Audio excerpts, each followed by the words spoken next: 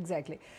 వెంకటస్వామి గారు మీరు అన్నట్టుగా ఒక టీవీ డిబేట్లో సరే కాంగ్రెస్ పార్టీని డిఫెండ్ చేయడానికో అక్కడ మాట్లాడుతున్నటువంటి వాళ్లకు కౌంటర్ ఇవ్వడం కోసం మీరు ఫ్లోలో చెప్పారు ఈ విషయం.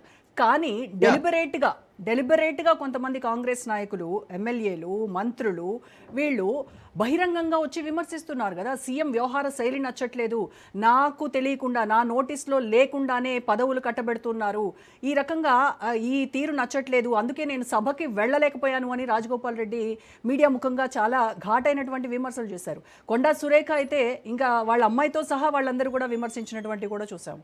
మరి అక్కడ తర్వాత షబ్బీర్ అలీ రీసెంట్గా చేసినటువంటి వ్యాఖ్యలు అసలు డబ్బులకి పదవులు అమ్ముకుంటున్నారు టీపీసీసీ ప్రెసిడెంట్ అని ఆయన కూడా చాలా ఓపెన్గా కామెంట్ చేశారు. మరి ఇంత జరుగుతుంటే ఒక్క వెంకటస్వామి కనిపించారా షోకాజ్ నోటీస్ ఇచ్చి దీన్ని ఇంత పెద్ద సీన్ చేసి? ఇదంతా చూస్తుంటే వెంకటస్వామి చుట్టూ ఏదో కాన్స్పిరసీ జరుగుతోంది, కావాలనే ఈ రకమైనటువంటిది ఒక సృష్టిస్తున్నారు అనేటువంటి అనుమానాలు కూడా వస్తున్నాయి.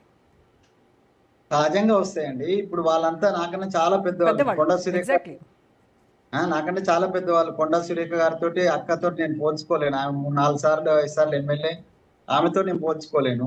అంటే నేను అనేది ఏంటంటే సార్, వాళ్ళు అన్న మాటలకి ఎక్కువ ఇంపాక్ట్ ఉంటుంది కదా డైరెక్ట్ గా మీడియా ముందుకు వచ్చి. అది అధిష్టానం ఆలోచించాల్సిందే. నేనన్న మాటలకు కూడా ఇంపాక్టే ఉంటది. నేను అన్నది అంటలేను. వాళ్ళన్న మాటలు కూడా ఇంపాక్టే ఉంటది. నేను చెప్తున్నా కదా, ఫ్లోలో దొరికినటువంటి వాటిల్లో కొన్ని దొరుకుతాయి. మానవ మాత్రులము ఎవరైనా దొరుకుతాయి. నేను 25 సంవత్సరాల టీచింగ్ అనుభవం ఉన్నటువంటి ప్రొఫెసర్ అయినప్పటికీ నా దగ్గర కూడా కొన్ని తప్పులు జరగవచ్చు. సో మీరు అన్నట్టుగా ఇంటెన్షనల్లీ నేనేం చేయలేదు. No bad intention against the party or the individually CM గారు. నాకేమో దురుద్దేశం లేదు. నేను ఇప్పుడు కూడా చెప్తున్నా, ఖచ్చితంగా మీరు ఏ శిక్ష చేసినా కూడా నాకే దురుద్దేశం లేకుండా చేసిన దానికి నేను ఒకవేళ నా టంగ్ స్లిప్ అయిన దానికి మీరు ఒకవేళ శిక్ష చేస్తానంటే మీరు శిక్ష అయితే ఆల్రెడీ వేసినారు. ఇప్పుడు నేను నా ఒక రకంగా I was degraded in the society. నాకు షోకేస్ నోటీస్ ఇవ్వడం అంటేనే నన్ను శిక్షించినట్టు, నన్ను డిగ్రేడ్ చేసినట్టు. సో చేసినారు. అయినా కూడా నేను ఒక నిబద్ధత గల కార్యకర్తగా నేను ఓపిక పట్టేది. నేనేం దాని మీద నెగిటివ్ రియాక్ట్ కావట్లేదు. ప్రస్తుతానికైతే నేనేం నెగిటివ్ రియాక్ట్ కాలేదు. నిన్న రాసిచ్చాను, ఆన్ పేపర్ పెట్టేయమంటే రాసిచ్చాను. రేపు వాళ్ళు పిలిచినప్పుడు కూడా నేను చాలా నేను చాలా మందికి పదాల విషయంలో నేను సంస్కారం నేర్పెట్టున్నాను. నేను నేర్చుకోవడానికి కూడా సిద్ధమే. సంస్కారం నేర్పేవాడిని. నేను ఇంకొకరిని సంస్కార రహితంగా నేను ఎవరిని మాట్లాడాను. నేను సంస్కార రహితంగా వ్యవహరించిన తీరు లేదు గతంలో కూడా, భవిష్యత్తులో కూడా ఉండదు. ఓకే సరే, మీతో ఈ షోకాజ్ నోటీస్కి సంబంధించి కాంగ్రెస్ నాయకులు కావచ్చు, ఖట్టర్ కాంగ్రెస్ నాయకులు, అలాగే మీ శ్రేయోభిలాషులు పార్టీలో ఎవరైనా ఫోన్ చేసి దీనిపైన ఏమైనా వివరణ అడిగారా, మాట్లాడారా? అంటే ఇప్పుడు ఫ్రెండ్లీగా చాలా మంది మాట్లాడుతున్నారు. ఇట్లా జరగాల్సింది కాదు అనేటువంటి సింపతిని అత్యంత పెద్ద లీడర్లు కూడా వ్యక్తం చేసినారు. సో వాళ్ళందరూ కూడా డెఫినెట్ గా కేర్ తీసుకుంటారు కదా. తర్వాత నాతోటి డైరెక్ట్ గా అంటే బహిరంగంగా వాళ్ళు రాకపోయినా ఇంటర్నల్ గా వాళ్ళు మాట్లాడతారనేటువంటిది ఆశిస్తున్నారు. సార్, అసలు కాంగ్రెస్ పార్టీలో ఎందుకు ఈ అసంతృప్తి ఎక్కువ అవుతా ఉందంటారు? సరే, మీ కేసు అంటే వేరే అనుకోండి, మీరు ఇందాక చెప్పినట్టుగా ఫ్లోలో వచ్చిందని అనుకోండి. మరి ఎందుకు చాలా అసంతృప్తి స్వరాలు వినిపిస్తూ ఉన్నాయి? మంత్రి పదవి ఇవ్వకపోతే వెళ్ళిపోతామని అంటున్నారు, కమిషన్లు తీసుకుంటున్నారని సొంత పార్టీ వాళ్లే చెప్తూ ఉన్నారు, ఈ రకంగా చాలా అవినీతి ఆరోపణలు ఉన్నాయి కాంగ్రెస్ పైన అని సొంత పార్టీ నేతలే చెప్తా ఉన్నారు. అంటే ఇప్పుడు సొంత పార్టీ నేతలు అవినీతి ఆరోపణలు ఉన్నాయని చెప్పిన వాళ్ళకు వివరణ అడగాలి పార్టీ. అది ఇప్పటివరకు ఎవరిని అడగలే. నన్ను దీని మీద అడిగినారు, నేను వివరణ ఇస్తున్నా. కానీ సొంత పార్టీ నేతలు కమిషన్లు తీసుకుంటున్నారు, అవినీతి జరుగుతుందని సొంత పార్టీ నేతలు అనొచ్చా? ఒకవేళ అంటే వాళ్ళు ప్రూఫ్ చూపించాలి. మరి అన్నందుకు వెళ్ళాలి తప్పైతే వాళ్ళ నుంచి వివరణ అడగాలి. అది క్రమశిక్షణ సంఘం అడుగుతుందా లేకపోతే ఇంతకన్నా పెద్దవాళ్ళు అడుగుతారా నాకు తెలియదు, వాళ్ళు అడగాలి. నేనేమంటున్నానంటే ఒక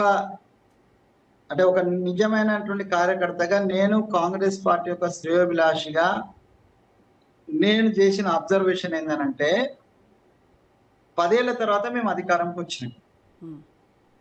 అధికారంకి వస్తున్న సమయంలో కూడా మాలాంటి వాళ్ళం చాలా ఓపిక పట్టినాం.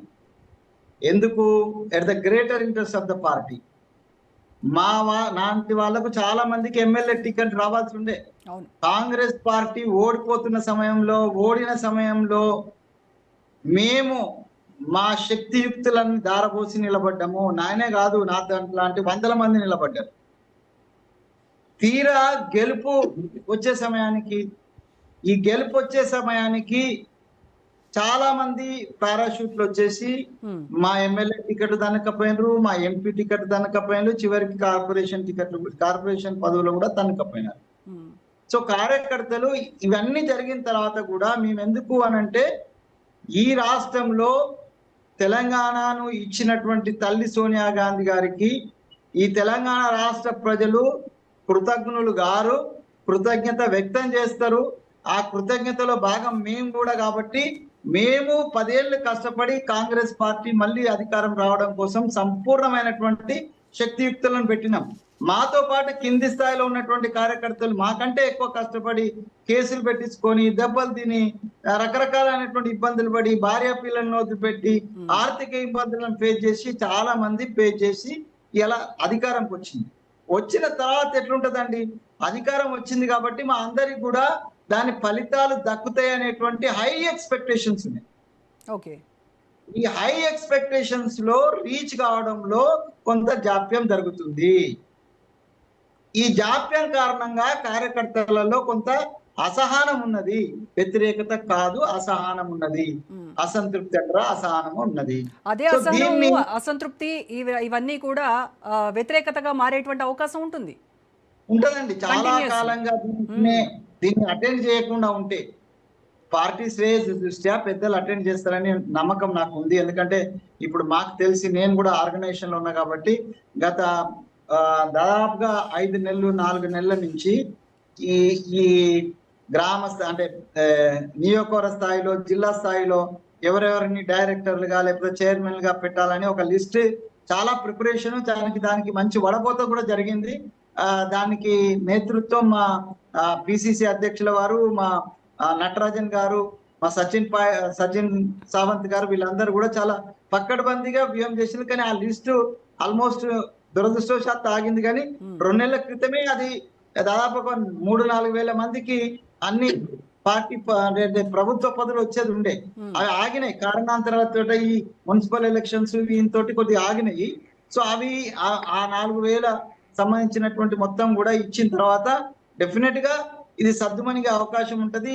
ఈ అసహనం, అసంతృప్తి కొద్దిగా జరిగే, అంటే పెద్ద స్థాయిలో పెద్దగా నాలాంటి వాళ్ళకు, అంటే నేను ఒక ఎమ్మెల్సీగానో, ఎంపీగానో, లేకపోతే కార్పొరేషన్ చైర్మన్, నాలాంటి వాళ్ళకు పూర్తిగా జరుగుతుందని నేను అనుకోవటం లేదు. కానీ కింది స్థాయిలో మాత్రం అందరికి ఈ డైరెక్టర్లుగా, తర్వాత మెంబర్స్ గా, వీటన్నిట్లలో నేను అనుకోవడం ఆగస్టు నెలాఖరు వల్ల ఇదంతా కూడా నింపడానికి ప్రయత్నం జరుగుతుంది. పిసిసి అధ్యక్షులు, సీఎం గారు, తర్వాత బాధ్యులైనటువంటి మిగతా పెద్దలు, ముఖ్యమైనటువంటి నాయకులు ఎందుకు ఎక్సర్సైజ్ చేస్తున్నారు. కాబట్టి అది తొందరలోనే అది జరగాల్సిందే. దాంట్లో 2 ఆలోచనలు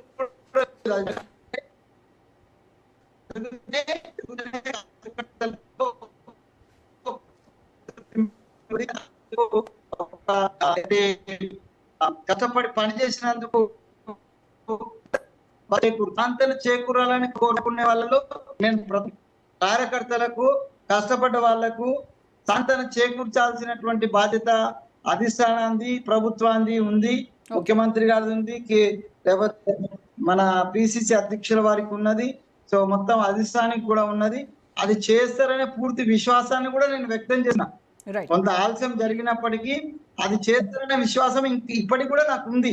చేయాలి, చేయకపోతే పార్టీ సర్వైవల్ కు కష్టమైతే తప్పనిసరిగా. ఎగ్జాక్ట్లీ.